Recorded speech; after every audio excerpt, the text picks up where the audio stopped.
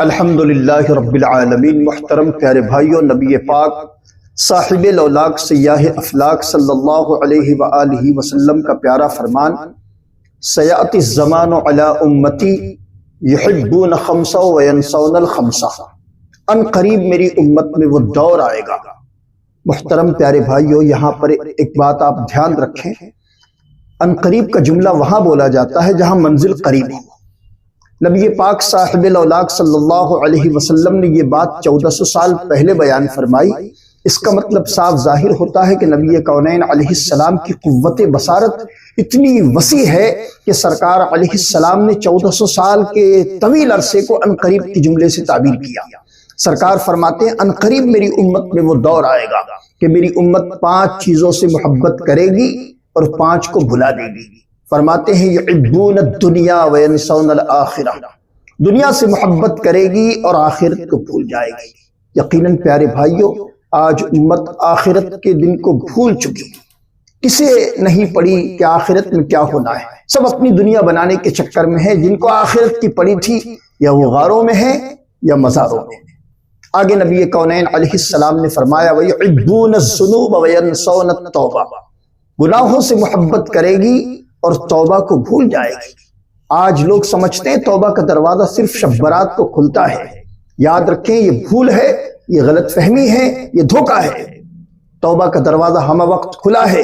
نبی کونین علیہ السلام کے ایک صحابی حضرت ابو درداء رضی اللہ تعالیٰ عنہ روایت کرتے ہیں کہ رسول اللہ صلی اللہ علیہ وآلہ وسلم نے فرمایا، جنت کے جتنے دروازے ہیں وہ کھلتے بھی ہیں، بند بھی ہوتے ہیں، دوزخ کے جتنے دروازے ہیں وہ کھلتے بھی ہیں، بند بھی ہوتے ہیں، لیکن توبہ کا دروازہ روز ازل سے کھلا ہے اور قیامت کی آنے والی صبح تک کھلا رہے گا۔ لوگ دھوکے میں ہیں، لوگ سمجھتے ہیں صرف شب برات کو توبہ کا دروازہ کھلتا ہے، باقی دن بند رہتا ہے۔ جی نہیں، آج بھی توبہ کا دروازہ کھلا ہے۔ لیکن میرے پیارے بھائی، نبی کونین علیہ السلام نے فرمایا وَيُحِبُّونَ الذُّنُوبَ وَيَنْسَوْنَ التَّوْبَةَ، گناہوں سے محبت کریں گے اور توبہ کو بھول جائیں گے۔ آج گناہوں میں لوگ اپنی راتیں برباد کر رہے ہیں، لیکن توبہ کی فکر کسی کو نہیں۔ جن کو فکر تھی یا وہ غاروں میں ہیں یا مزاروں میں۔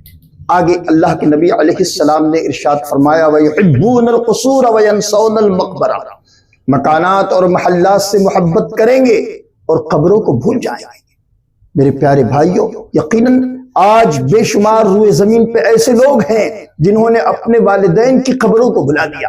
والدین تو چھوڑیے، بہت دور کی بات ہے، جن بزرگوں سے ہمیں اسلام ملا ان بزرگوں کی قبروں کو بھلا دیا۔ مہتاب لکھنوی کہتے ہیں کہ مہتاب جو دکھایا تھا ولیوں نے راستہ، مہتاب جو دکھایا تھا ولیوں نے راستہ، اس راستے کو لوگوں نے مشکل بنا دیا۔ اللہ کے نبی صلی اللہ علیہ وآلہ وسلم نے آگے ارشاد فرمایا وَيُحِبُّونَ الْقُصُورَ وَيَنْسَوْنَ الْمَقْبَرَةَ، مکانات اور محلات سے محبت کریں گے اور قبروں کو بھول جائیں گے۔ آج لوگ قبروں کو بھولے بیٹھے ہیں۔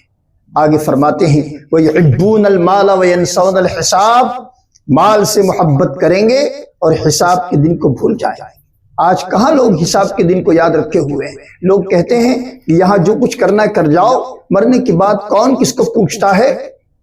اس کی کسی کو نہیں پڑی۔ جن کو پڑی تھی وہ اپنی دنیا اور آخرت تابناک کر کے دنیا سے رخصت ہو گئے۔ یہ نبی کونین علیہ السلام نے فرمایا وَيُحِبُّونَ الْخَلْقَ وَيَنْسَوْنَ الْخَالِقَ، مخلوق سے محبت کریں گے اور خالق کو بھول جائیں گے۔ آج گھر میں ایک بزرگ شخص موجود ہے جس کی عمر 70 سال کو پہنچ گئی ہے، وہ اپنے پوتے میں مست ہے، اسے خالق کی نہیں پڑی، اسے خالق کی محبت کا دور دور تک احساس نہیں۔ وہ اپنے پوتے کو گود میں کھلاتا ہوا نظر آتا ہے، مسجد سے اذان کی آواز آتی ہے لیکن مسجد میں نماز کے لیے نہیں جاتا۔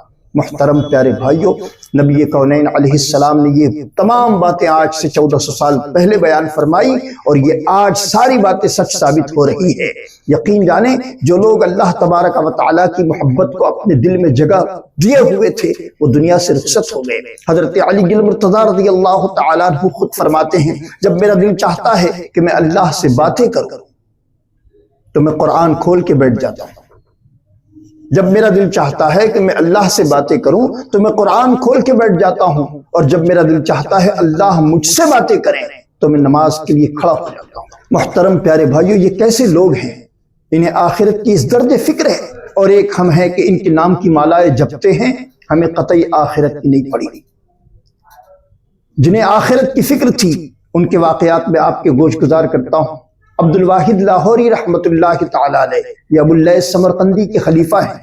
ایک مرتبہ ابو اللیث سمرقندی رحمۃ اللہ تعالی علیہ سے عبد الواحد لاہوری نے پوچھا، اے ابو اللیث، اے میرے شیخ، اگر آپ کا پروردگار آپ کو یہ اختیار دے کہ چاہو تو 2 رکعت نماز لو اور چاہو تو جنت، آپ کیا قبول کرو گے؟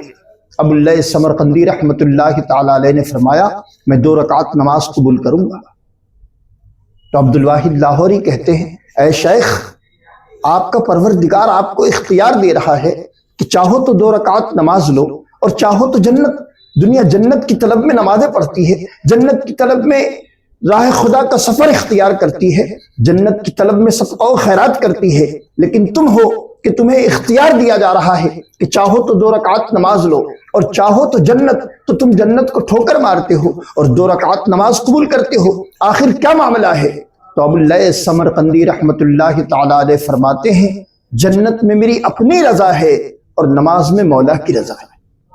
محترم پیارے بھائیو، یہ وہ لوگ ہیں جن کے پیش نظر ہر وقت مولا کی رضا ہوتی تھی، اور آج ہم ہیں کہ ہم مولا کی رضا کو بھولے بیٹھے ہیں۔ یاد رکھیں، اگر رب راضی ہے سب بھلے ناراض ہو جائیں، آپ اس کی پرواہ نہ کریں۔ اگر سب ناراض ہوتے ہوں تو رب تبارک و تعالی دوسری مخلوق کے دلوں میں آپ کی محبت ڈال دے گا، لیکن اگر رب ناراض ہوتا ہو تو رب کی ناراضگی آپ کا دنیا اور آخرت میں بیڑا غرق کر دے گی۔ شیخ احمد سرہندی رحمۃ اللہ تعالی علیہ امت کے مشہور بزرگ ہیں۔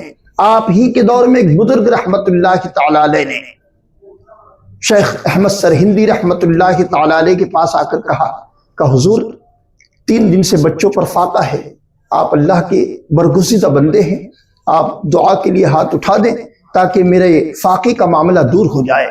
شیخ احمد سرہندی رحمۃ اللہ تعالی علیہ فرماتے ہیں، آپ بھی تو اللہ کے ولی ہیں، آپ جائیے تنہائی میں دعا کیجیے، رب تبارک و تعالی آپ کی دعاؤں کو تھوڑی رد فرمائے گا۔ وہ بزرگ رحمۃ اللہ تعالی علیہ اپنے گھر گئے، گھر بند کیا اور ایک کونے میں بیٹھ کر اپنے مولا کی بارگاہ میں رو رو کر رب کو منانے کی کوشش کی۔ ابھی آپ دعا ہی کر رہے تھے کہ گھر کھانے پینے کی اشیاء سے بھر گیا، سارے معاملات رفع دفع ہو گئے۔ لیکن جب اس اللہ والے کے انتقال کا وقت آیا تو آپ نے اپنے مریدوں کو جمع کیا اور مریدوں کو جمع کر کے فرمایا، اے لوگوں میرے مغفرت کی دعا کرنا، اے لوگوں میرے مغفرت کی دعا کرنا۔